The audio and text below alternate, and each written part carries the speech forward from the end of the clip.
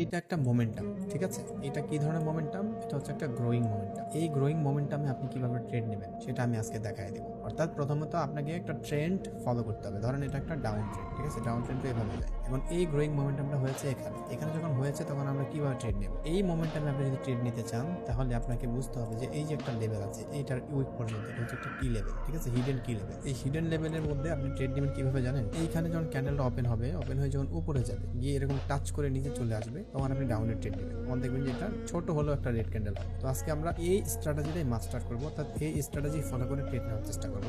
এটাকে বলা হয় গ্রোয়িং মোমেন্টাম, ঠিক আছে? একটা চেয়ে একটা বড়, এটা চেয়ে এটা বড়। এই গ্রোয়িং মোমেন্টামে আপনারা কন্টিনিউশনের জন্য একটা ট্রেড নিতে পারেন, কিন্তু শর্ত হচ্ছে, কন্ডিশন হচ্ছে ক্যান্ডেলটা কিন্তু উপরে গিয়ে টাচ করে নিচে চলে আসতে হবে, ঠিক আছে? এই জন্য আপনাকে ক্যান্ডেলের রিয়াকশনটা বুঝতে হবে। সাথে সাথে ট্রেড নেওয়া যাবে না, 5-6 সেকেন্ড অপেক্ষা করবেন, দেখেন এখানে গিয়ে আবার এরকম করে চলে আসছে, তখন আপনি নিচে ট্রেড নেবেন, ঠিক আছে? তো এটা আমি আজকে আপনাদেরকে দেখাই দেবো, দেখি কি করা যায়। সো আমি ওপেন করলাম, আমি এখন চলে যাবো কোটেক্সে।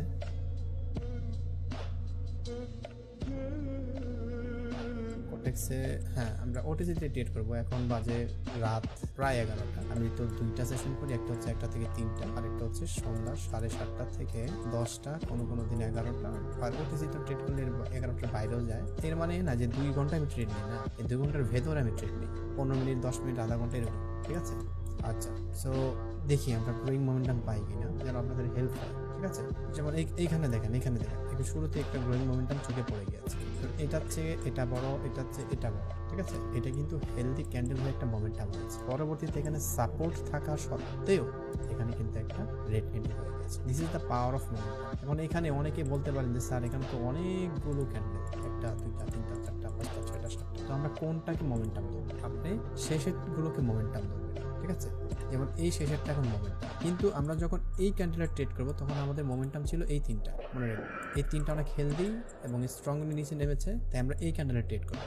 এখন আপনি বলতে পারেন স্যার এটাও তো গ্রোয়িং মোমেন্টাম, এটার থেকে এটা বড়, আর এটার থেকে এটা বড়। ঠিক আছে, এটা গ্রোয়িং মোমেন্টাম, কিন্তু ক্যান্ডেলগুলো দেখেন, 3টা ক্যান্ডেল মিলে এই একটা ক্যান্ডেলের সমান নয়। সো আপনি এই ধরনের ইয়েতে ট্রেড করবেন না, বুঝতে পেরেছেন? এই ধরনের মোমেন্টামে ট্রেড করবেন না, এই ধরনের মোমেন্টামে আপনি রেজিস্ট্যান্সও আঁকাবেন না, ঠিক আছে? এটা ব্রেকআউট হয়ে যাওয়ার সম্ভাবনা অনেক বেশি। যেহেতু এটা ডাউন ট্রেন্ড, সেই ক্ষেত্রে এটা কন্টিনিউ করেছে, কিন্তু ডাউন ট্রেন্ড না হলে এতে যদি স্ট্রং সাপোর্ট থাকতো। এই সাপোর্টটা দুর্বল কেন বলেন তো? এই যে দেখেন, এটা হচ্ছে এটা ছোট, এটা হচ্ছে এটা ছোট, মানে মোমেন্টাম লুজিং মোমেন্টাম, এই কারণে এখানে ওয়ার্ক করে। ওকে, সো আমরা যে মোমেন্টামে ট্রেড নেবো সেটা হচ্ছে স্ট্রং এবং হেলদি মোমেন্টাম থাকতে হবে। সেটা ওটিসি বা রিয়েল মার্কেট যে কোনো জায়গায় আপনি ট্রেড নেবেন, আপনি ভালো ফলাফল পাবেন, ঠিক আছে? চলে, আশা করি আপনার কিছুটা আইডিয়া পাবেন আজকে ট্রেডিং থেকে। So where is the momentum? প্রথমত এই ধরনের পেয়ার বাদ দিবেন যেখানে পার্সেন্টেজ কম, তাতে 80-র নিচে আসলে দরকার নেই ওটিসিতে। আপনারা 80%-এর নিচে চলে আসলে দরকার নেই, এটাও দরকার নেই।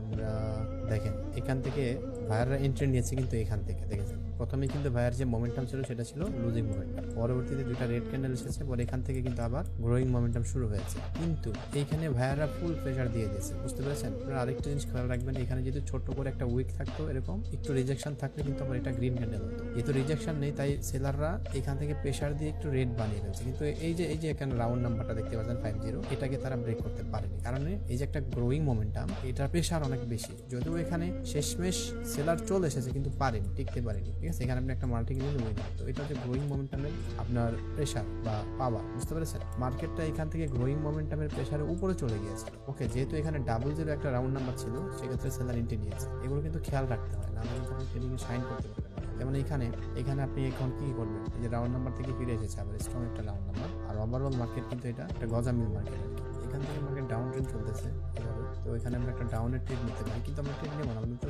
ট্রেড নেবো মোমেন্টাম। 3টা ক্যান্ডেল হবে হেলদি, পরবর্তী ক্যান্ডেল আমরা ট্রেড নেব। যেমন এখানে আমরা ট্রেড নিতে পারি, এখানে আমরা ডাউনে ট্রেড নেবো, যদিও এখানে এন্ট্রি লস হয়ে গেছে। দেখেন কত হেলদি ক্যান্ডেল, 3টা মোমেন্টাম। এই যে রাউন্ড নাম্বারটা 500 থাকার কারণে এখানে কিন্তু সেলার হায়ার চলে এসেছে, কিন্তু টিকতে পারেনি। এটার কারণে শিওর শট হবে ডাউন ট্রেনে, কিন্তু এন্ট্রি মিস হয়ে গেছে গাইস।